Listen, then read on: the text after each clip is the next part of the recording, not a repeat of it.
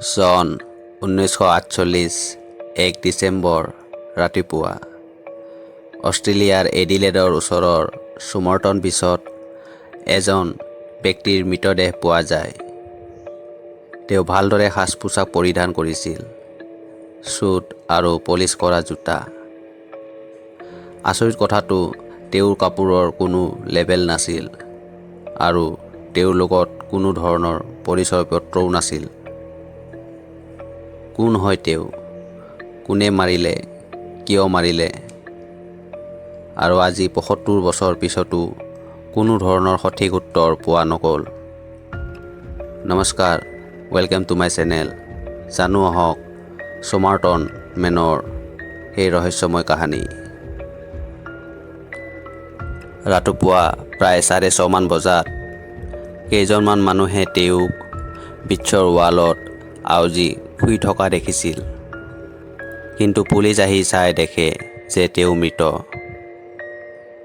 তেওঁৰ পকেটবোৰ খুচুৰোতে কেইটামান বস্তু পোৱা যায়। এটা চিগাৰেটৰ পেকেট, এটা বাছৰ টিকট, এটা ট্ৰেইনৰ টিকট আৰু এটা কাগজৰ টুকুৰা, য'ত মাথো দুটা শব্দ লিখা আছিল, তামাম চুট। পাৰ্চিয়ান ভাষাত ইয়াৰ অৰ্থ হৈছে সমাপ্ত বা শেষ। আৰু এই ৰহস্যময় ক্লুবোৰেই এই ঘটনাক অষ্ট্ৰেলিয়াৰ ইতিহাসত এটা অতি ৰহস্যজনক ঘটনা হিচাপে পৰিগণিত কৰে।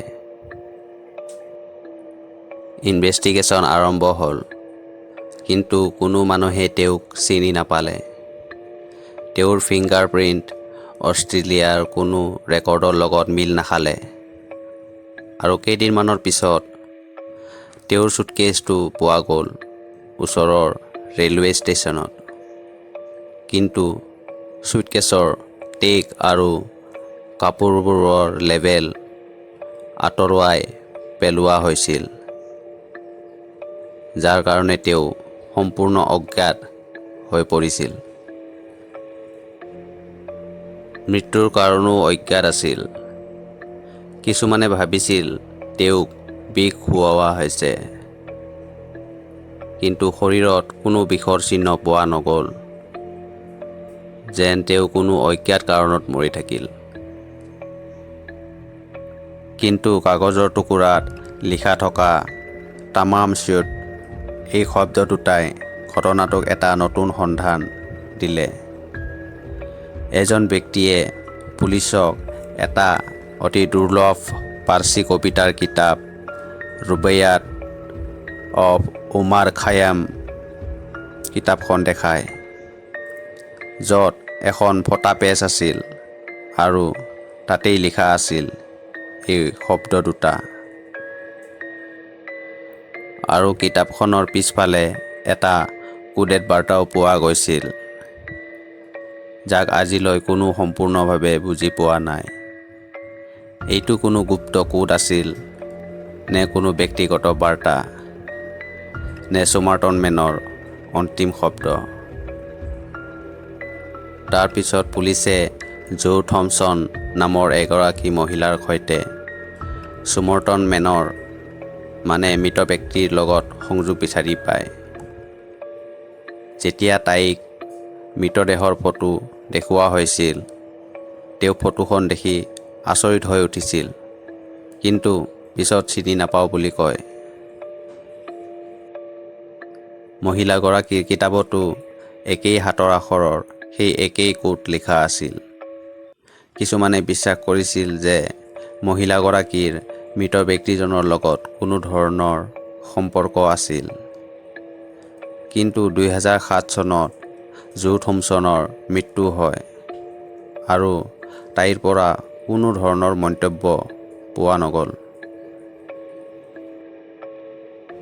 দশক ধৰি বিভিন্ন মতামত আহি থাকিল। কিছুমানে কয় তেওঁ এজন কল্ড ৱাৰ গুপ্তচৰ আছিল।